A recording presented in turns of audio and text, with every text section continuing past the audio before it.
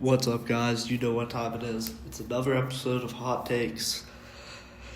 We got a lot going on this week, honestly. We got the college football slate, NFL slate. We got UFC 321 Aspinall versus God this weekend. And starting tomorrow, we have the World Series. So I'm going to be breaking it all down. I know the NBA started. I'm not really going to cover the regular season. That doesn't really heat up till playoff time, and it's hard to break down every single game, every single day. That would just be a ton of work. But let's get started off with the college football slate. As you know, we only do ranked matchups or matchups that I see fit to predict. Okay, first up, we got UCLA at Indiana. So, Indiana's a 26.5-point favorite. Give me Indiana to win the game, but give me UCLA to cover that spread. I think UCLA has been on a roll lately, so give me that. Next up, you got Syracuse at Georgia Tech. I'll take Georgia Tech.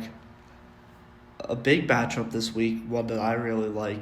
Ole Miss at Oklahoma. Oklahoma, a favorite at home. Give me Ole Miss to upset Oklahoma at home. Next, you got 16 Virginia going to North Carolina. North Carolina is just not a good football team. Give me Virginia. Next, you got South Florida at Memphis. South Florida, this is actually a tough game for them. Memphis isn't a bad team. South Florida is one of those random ranked teams. Give me Memphis in an upset here. We'll talk about this unranked matchup, Northwestern at Nebraska. Give me Nebraska. Keep an eye out for Nebraska's head coach, Matt Rule, to maybe become the head coach of the Penn State Nittany Lions very soon. Next up, we have another unranked matchup, Auburn versus Arkansas. Arkansas is a slight favorite. I think these two teams are pretty good football teams. I'll take Auburn in this one to pull off the upset. Back into our ranked matchups. You got number 4, Alabama, going to South Carolina. South Carolina's gauntlet continues. Give me Alabama. Next up, we have 15, Missouri at number 10, Vanderbilt. I'm going to take Vanderbilt here. They're minus 2.5. I wish the line was 3 so I could hammer that all day, but it's not. Next, you got 11, BYU versus Iowa State. BYU ranked 11, but dogs on the road to Iowa State. I'm going to take Iowa State in this one. Next up, you got 23, Illinois at Washington. Washington a slight favor in this one, even though not being ranked compared to Illinois' 23rd ranked. I'm going to take Washington in this one. That offense is just so high-powered, dude. Next, another unranked matchup. You got NC State at Pitt. Give me Pitt. Then you go down, you got Oklahoma State at Texas Tech. I like Texas Tech there. Then you got Baylor at Cincinnati. Give me Cincinnati. They have a great team, elite quarterback, a quarterback who I think could end up getting drafted in the first round this year that people are just not talking about. Then you got number 22, Texas, going to Mississippi State. I'll take Texas there. You then have Wisconsin at Oregon. Give me Oregon. Stanford at Miami. Miami coming off a loss last week, dropping them in the rankings bad to number 9 from number 2. Give me Miami to bounce back. Next, you got number 3, Texas A&M at LSU. A&M a slight favorite. Give me A&M all day. Next up, Boston College at Louisville. I'm going to take Louisville in this one. Louisville should easily mop the floor at Boston College. Next, you got Michigan at Michigan State, the in-Michigan rivalry here. Give me Michigan to win this one and stay ranked. Next up, you got Tennessee going down to Kentucky. Tennessee coming off another big loss to Alabama. And I don't think people are going to like this pick, but I'm going to take Kentucky at home to beat Tennessee again.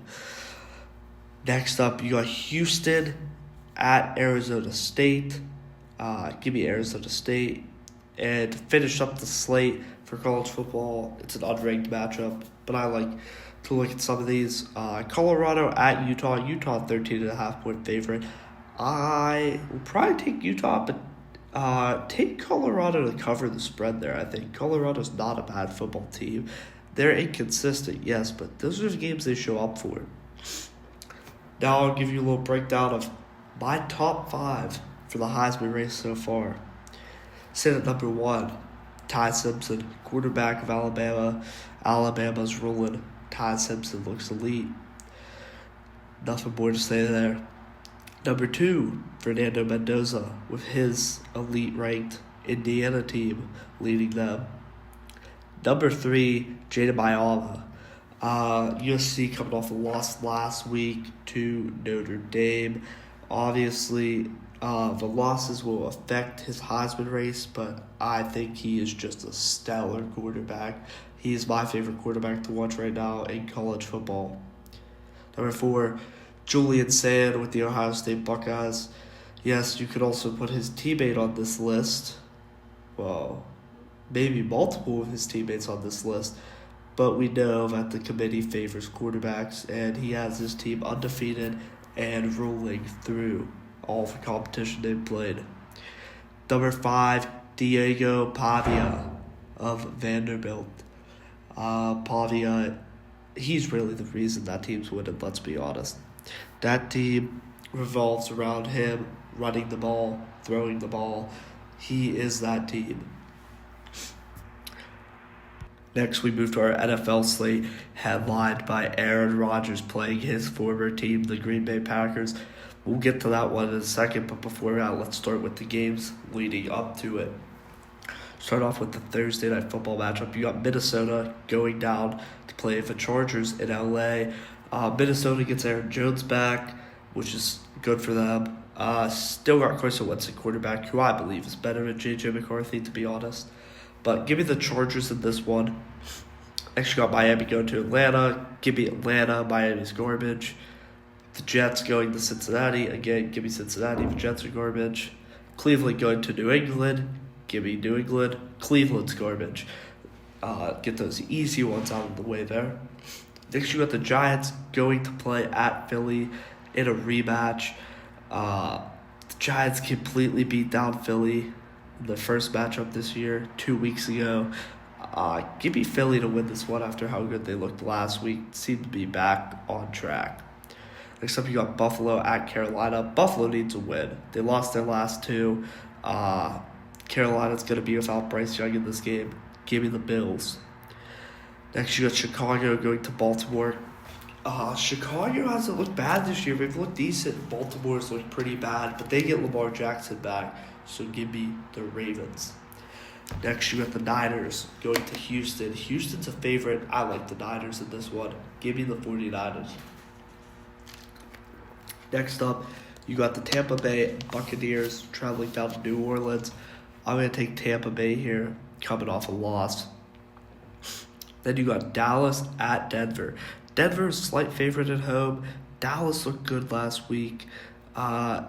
Denver, a huge comeback win.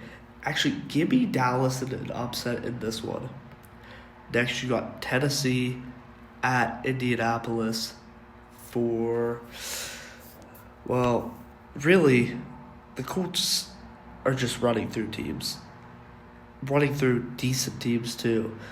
And Tennessee is just so bad. This is really to keep Tennessee's playoff hopes alive, even though they don't have any. But they're not going to. Indy's going to destroy them pretty bad in this one. I got Indy by 20. We're going to skip Sunday Night Football and come back to that. We'll go to the Monday night matchup. Washington at Kansas City. Washington probably going to be without Jaden Daniels for a while. So give me Kansas City in this one. They're looking hot. They're rolling. Then we go to the most anticipated matchup of the week.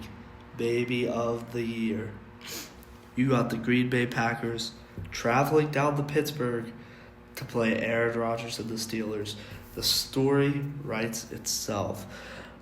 I mean, geez, Rodgers played his former team. Can Rodgers become another quarterback to beat every team in the league? Can Jordan Love cement himself as a successor to Aaron Rodgers and get the torch passed to him fully? Two stellar defenses. You got TJ Watt on one side, you got Micah Parsons on the other, two of the best edge rushers in the league. I mean, this one is going to be close, but give me the Green Bay Packers on the road to beat the Steelers and to beat Aaron Rodgers. Yes, it's going to be a fun one to watch. Stay tuned for that. Okay, moving on. Real quick, I'm going to give you guys my World Series pick. Not the biggest fan of baseball, but when playoff time comes around, everybody watches baseball. So we got the Blue Jays versus the Dodgers. This one starts Friday. I mean, the Dodgers are just so dominant. The Blue Jays, they came back and beat the Mariners in that series, but dude, the Dodgers are just really unbeatable when it comes to playoff time. I like the Dodgers to win this one. I like them to win 4-2, and I like for Shohei Ohtani to win the MVP there. Maybe I'm biased because I have some money on the Dodgers, but I don't think there's any bias when it comes to them. I'd like to see them lose, honestly. I'd like to see the Blue Jays win. I don't like the Dodgers at all, but I don't see it happening. So give me the Dodgers in 6. Now we move on to a big UFC pay-per-view this week. I'm going to be breaking down the main card for you.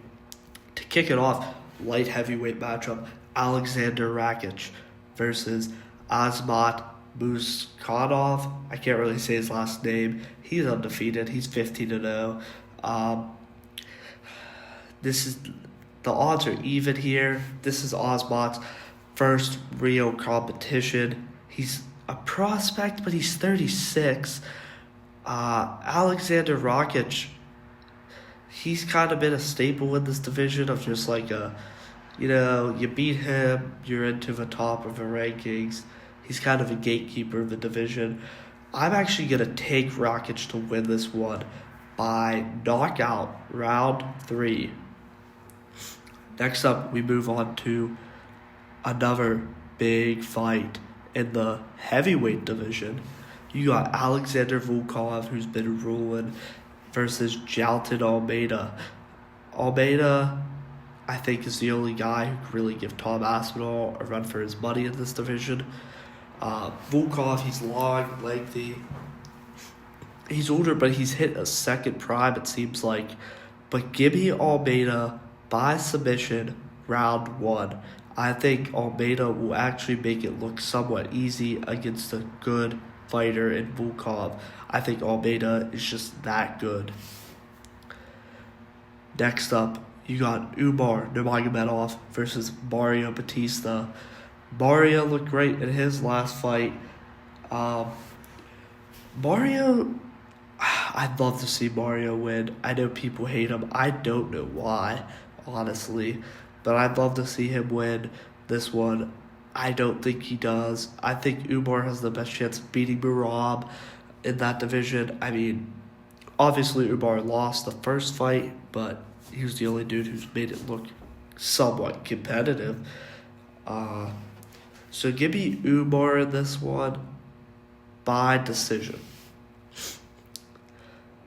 Next up, for the vacant strawweight women's title, you got Virna Jandiroba versus Mackenzie Dern. Virna is a little bit older, but she has been ruling lately. Mackenzie Dern, obviously, has been a staple of the division for a little bit. Last time these two fought was a while back. Mackenzie Dern got the win. I'm going to take Mackenzie Dern to get the win again and become the new women's strawweight champion. Last, but certainly not least, you got the main event. You got Tom Aspinall, the champion, heavyweight champion of the world, taking Sorry, the mic cut out there, but I was saying, taking on Cyril Gane in Abu Dhabi. This one has an early start time, so be ready for that. It's not going to be at night. Ah, jeez. Cyril Gane. I mean, John Jones made it look easy against Gane. People like to hate on Gane. I like Gane. I think he's a good fighter. Yeah, I think he does deserve his opportunity. But Tom Aspinall is just the best heavyweight on the planet. I think nobody really matches his power. I think he could really knock out Gane early here. And even if he doesn't, he can take him down and submit him because his wrestling's that good. But give me Tom Aspinall by first round knockout. Okay, thank you guys for watching the video. I'll be back again next week with another video. Every Thursday now, switched it from Wednesdays. I'll see you guys then. Thank you.